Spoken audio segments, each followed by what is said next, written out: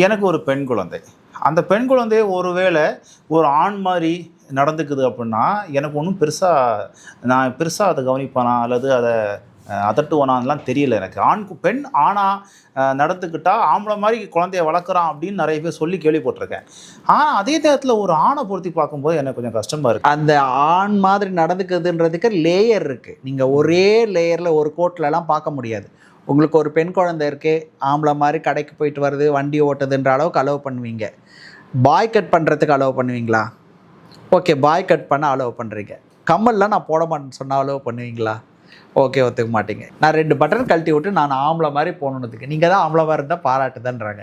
2 button 4 பட்டன கழட்டி விட்டு நான் ஆம்பள மாரி ரோட்ல போவேன்னும்போது, அப்ப எனக்கு மார்பகம் தடையா இருக்கு. நான் மார்பகத்த எடுக்கிறேன்னா ஒத்துப்பீங்களா?